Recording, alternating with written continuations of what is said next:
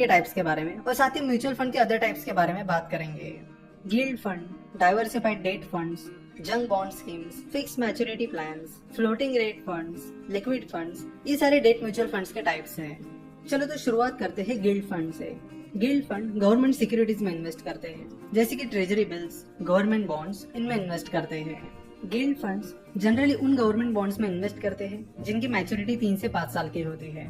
जो government securities होती है उनमें क्रेडिट रिस्क नहीं होता, यानी जब कोई गवर्नमेंट बॉन्ड के जरिए या गवर्नमेंट सिक्योरिटीज के जरिए पैसा किसी से उधार लेती है तो गवर्नमेंट जरूर उसे इंटरेस्ट के साथ रिटर्न करती है। ऐसा कभी नहीं होगा कि गवर्नमेंट ने किसी के पैसे डुबा दिए।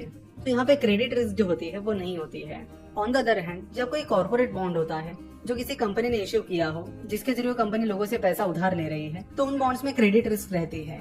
वो कंपनी अगर खराब परफॉर्म करने लगे तो चांसेस है कि वो लोगों के पैसे रिटर्न ना दे और साथ ही इंटरेस्ट भी ना दे।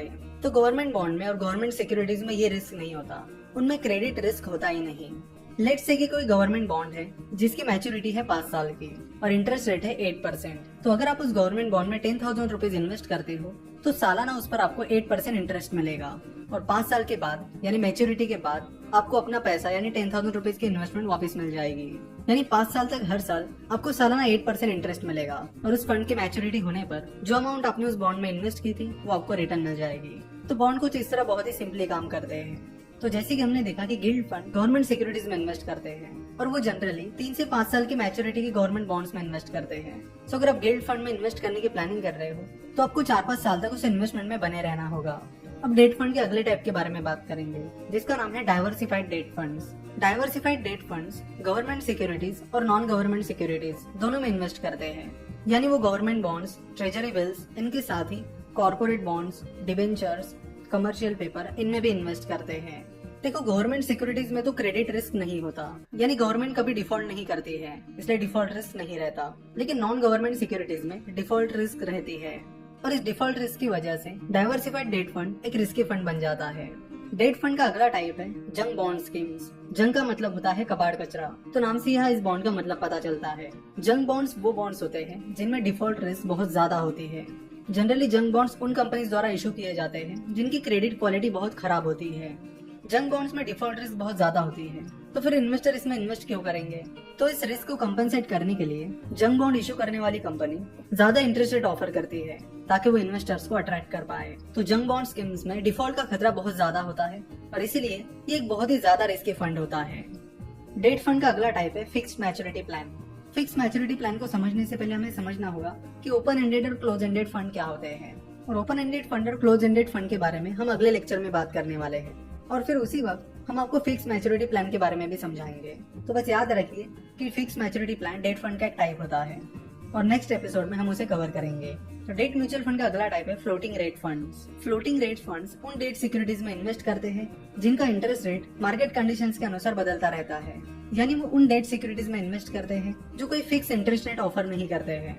तो फ्लोटिंग रेट फंड्स के रिटर्न्स पूरी तरह मार्केट कंडीशंस पर डिपेंड होते हैं कि मार्केट में फिलहाल इंटरेस्ट रेट क्या चल रहा है और इंटरेस्ट रेट में क्या चेंजेस हो रहे हैं। तो फ्लोटिंग रेट फंड में भी अच्छी खासी रिस्क होती है क्योंकि फ्लोटिंग रेट पर मिलने वाला रिटर्न मार्केट कंडीशंस पर डिपेंड होता है।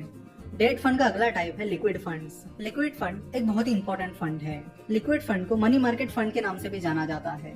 Liquid funds short term debt securities में इन्वेस्ट करते हैं। वो उन डेट सिक्योरिटीज में इन्वेस्ट करते हैं जिनकी मैच्योरिटी 91 डेज तक होती है, यानी 3 महीने तक होती है। Liquid fund short term investment का एक बहुत अच्छा तरीका है।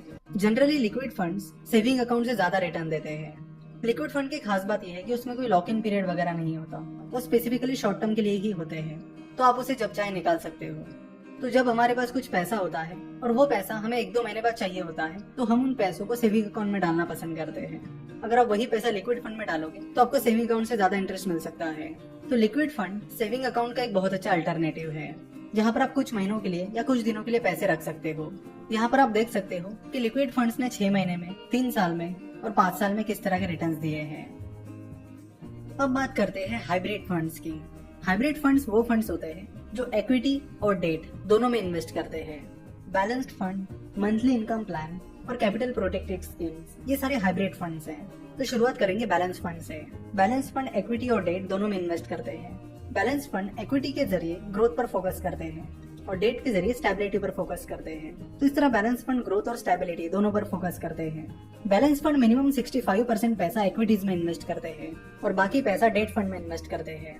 सो अगर आप ज्यादा रिस्क लेना नहीं चाहते और आप इक्विटी और डेट दोनों का बैलेंस बनाए रखना चाहते हो तो आप बैलेंस फंड में इन्वेस्ट कर सकते हो। यहाँ बैलेंस के साथ साथ आपको टैक्स बेनिफिट भी मिलता है। इस कोर्स में आगे जब हम टैक्सेशन के बारे में बात करेंगे तब हम हर पर्टिकुलर म्यूचुअल फंड टाइप के टैक्सेशन के बारे में बात करेंगे कि टैक्सेशन के हिसाब से कौन सा टाइप बेहतर हो सकता है।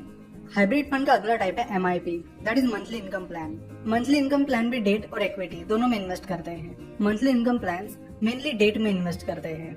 वो करीब 10 to 32% पैसा इक्विटीज में इन्वेस्ट करते हैं और बाकी पैसा डेट में इन्वेस्ट करते हैं, यानी ज्यादातर पैसा डेट में इन्वेस्ट करते हैं। Monthly income plan monthly basis पर डिविडेंड डिक्लेयर करते हैं, लेकिन ये डिविडेंड रेगुलर रहेंगे ही इसकी कोई गारंटी नहीं है।